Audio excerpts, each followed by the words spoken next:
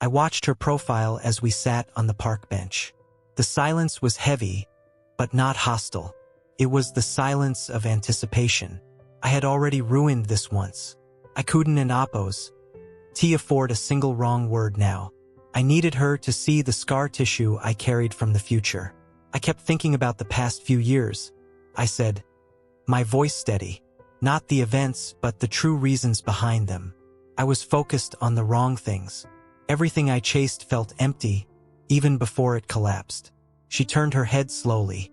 Her eyes, the same eyes I had spent a decade trying to forget, studied me.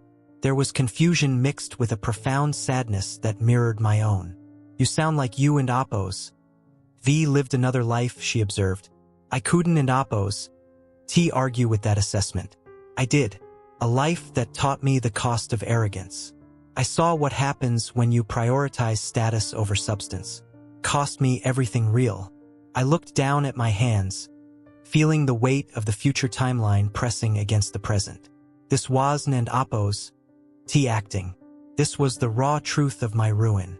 Why now, Ethan? She asked, her voice barely a whisper.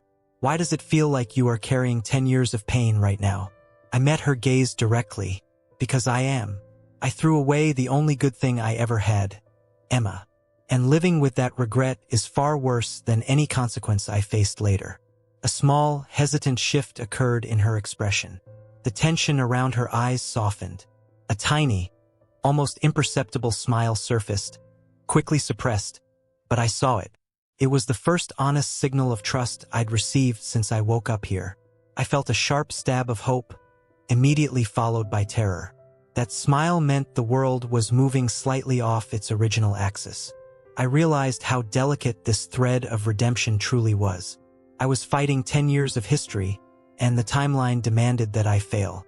It feels like every choice I make now is a battle against the inevitable, but seeing her smile makes the fight worth the risk.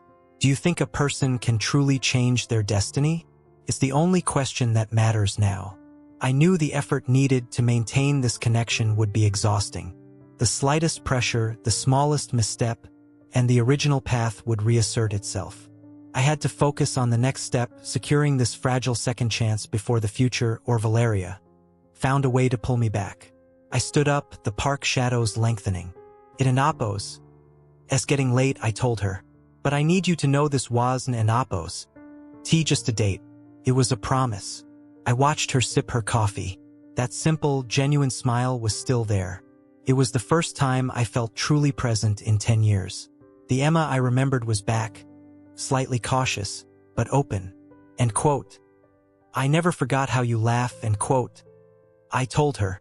She looked down, a small blush rising. End quote. It and Oppos. A stupid laugh. End quote. End quote. It and Oppos. Honest. That and Oppos. What I missed. End quote. The words felt heavier than I intended. I wasn't an Oppos. Just talking about a laugh. I was talking about the absence of realness in the gilded cage I created for myself. We talked about her art, her plans, the dreams we used to share. It was effortless. With Valeria, conversations were always transactions or status reports. This was breathing. I realized how fragile this moment was. The timeline was bending, not breaking. I had only altered the past 2 days, yet the weight of the future I came from still pressed down. I knew Valeria would appear again. The universe loves symmetry, and my mistake was a massive imbalance it wanted to correct. I leaned in slightly. End quote. Are you happy, Emma? End quote. She hesitated. End quote. I was getting there until you showed up. End quote. She quickly softened the comment. End quote. I mean, I and Oppos. I'm glad you did. But you confuse me, Ethan. You feel different. You look like you carry a heavy secret. End quote. End quote. I am different, end quote. I stated plainly. End quote. I made mistakes I can never undo, end quote. I saw the flicker of pain in her eyes, the residue of the day I chose money over her. I had to face that consequence. End quote. I know the old me hurt you, end quote. I continued. End quote. He was blind. He chose the wrong path. I'm asking for a chance to prove that the man you knew, the good one, ISN and Oppos, T lost forever, end quote. She finally met my gaze fully, compassion mixed with suspicion, end quote. You sound like you went through hell, end quote. She observed. I just nodded. And I knew many people watching this understood the price of a bad decision, the kind that costs you everything. If this story resonates with you, let me know your thoughts on the price of redemption. We stood up to leave.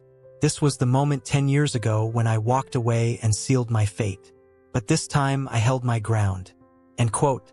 I and Oppos. I'll see you tomorrow, Emma. End quote. End quote. Maybe, end quote. She replied, but the shy smile returned. That and Oppos, maybe and Oppos, was a monumental victory. I watched her walk away, feeling the heavy burden of my future self lifting slightly. But as I turned the corner, I checked my phone. I was waiting for an alert, a sign that the original timeline was fighting back. No calls from my former life. No alarms going off. I was free for now. But I knew the fragility was the real danger. The universe was about to send the ultimate test. The time for breathing was over. Valeria was coming. I watched her walk away, turning the corner until she was completely gone. I let the silence of the afternoon settle around me. Felt different now, not empty, just quiet. I had seen her smile, a brief, shy movement of her lips that carried the weight of 10 lost years. It was tentative, suggesting hope, but also reflecting the immense caution she now carried toward me. I knew I had caused that caution. I finally understood the difference between cost and value. I had traded this pure, uncomplicated hope for marble floors and empty luxury. The exchange rate was brutal. I had paid everything I was for nothing I needed. That moment of connection was a tiny anchor in a storm of chaos. I knew how thin the ice was. The timeline wanted to push back. I felt the resistance, the universe demanding balance. Every step toward Emma felt like an active fight against the gravitational pull of my old mistake. My younger self remained the immediate threat. He was still out there, obsessed with the idea of advancement, blind to the true cost of choosing status over soul. I had to anticipate his moves, dismantle the path he was preparing to walk. I had to erase the narrative I had written. The real danger was not my past self, however. It was Valeria. I knew she was coming back. The timeline wouldn't surrender its intended destiny easily. Emma's smile was a victory, but I knew that victory was a magnet, and it would inevitably pull Valeria, the force of my destruction, back into this reality. If you have ever had the chance to look into your past and pinpoint the exact moment your life went irrevocably wrong, you understand the urgency I felt. If you had one single opportunity to go back and undo a terrible choice, what decision would you change? I need to know I am not the only one fighting this battle against regret. I took a deep breath. I had wasted 10 years building a prison. I had mere weeks to build a life. I looked down at my hands, the hands of my 24-year-old self. They were capable of building a future with Emma or destroying it completely. I swore they would not destroy it again. I had to move faster. The clock was ticking, and destiny was preparing its countermove. I watched her smile fade slightly as she processed my admission. I knew that every piece of genuine emotion I showed was a risk, an investment into a timeline that might reject me entirely. We stopped outside her apartment building. The streetlights above us hummed. I felt the urgent, terrible need to secure this moment, to somehow barricade it against the incoming chaos. I reached out but stopped myself. Physicality felt premature. I had to earn trust first, not demand it. End quote. I'm glad we talked tonight, Ethan, end quote. She said, her voice soft but steady. End quote. Me too, Emma. End quote. I meant it.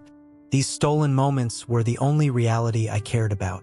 The perfect, vacant life I had just fled felt like a bad dream. End quote. It feels familiar, end quote. She murmured, gazing at me. End quote. Like catching up after a very long break. End quote. She didn't know the depth of that familiarity. She was sensing the ghost of our future.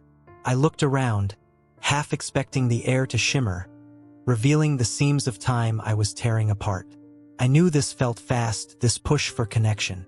I know many of you are watching this, knowing I only have a small window to fix everything, and every subtle change in this past timeline feels like a monumental effort just to stay afloat. The stakes are unbelievably high. I stepped closer, maintaining distance but letting my conviction show. And quote, Emma, I won and oppose. T lose you again. Whatever happens now, I am dedicated to this. End quote. She hesitated, her hand resting on the doorknob. End quote. I hope you are, Ethan. End quote. Then she was inside. I listened to the faint sound of the lock clicking home. The fragile bubble of our date burst immediately. The success was momentary. I was alone on the street again, and the fear returned, stronger than before. I had won the battle for her attention, but the war against destiny was just beginning. I could feel the pressure of the impending future, the timeline straining to correct itself. I knew exactly what force represented the past, manipulative mistake I needed to avoid. And I knew she was near. Tomorrow the real fight starts. Valeria is coming. I watched her carefully. Her smile faded, replaced by the deep, cautious look she wore now. It was Nandapos. The easy laughter I remembered from the first timeline, but it was genuine. I felt a surge of hope, powerful and terrifying. I realized that 10 years of cynicism, regret, and wasted wealth had been stripped away by one simple expression. I was 24 again, but carrying the crushing emotional weight of 34. I knew the exact cost of failing this moment. End quote. You seem different, Ethan. End quote. She finally said, her voice soft, unsettlingly observant. End quote. Quieter. Like you have seen something bad. End quote. I couldn't and oppose. Tell her the truth. I couldn't and oppose. Tell her I had seen the destruction of our lives. End quote. Maybe I have. End quote. I admitted, choosing my words carefully. End quote. Maybe I just realized what truly matters, before it was too late. End quote. She nodded slowly, processing the statement. The quiet sincerity in my voice seemed to bypass her defenses. I understood that this was the most dangerous phase, the vulnerability. If I slipped, if I referenced anything from the future, the fragile connection would shatter. A sudden, sharp image flashed in my mind. The cold marble floors of the penthouse, Valeria and Apos. Dismissive, judging face. It was a ghost of the future, a reminder that the original world order was fighting back, trying to correct my mistake. The timeline was not static. This entire journey was about changing one decision, 1 second where I chose status over love. If you had this opportunity, I wondered what would be the one choice you would change. I pushed the dark thoughts away, focusing only on the woman across the table. Her presence was my only anchor in this shifting reality. I looked at Emma, really looked at her, committing the moment to memory. I swore, right then, that no matter what the timeline threw at me, I would not lose her again. I had to prepare.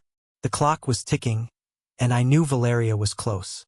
I could already feel the original path pushing her back into my life. The ease of the night was about to end. I watched Emma. Her smile was cautious, but present.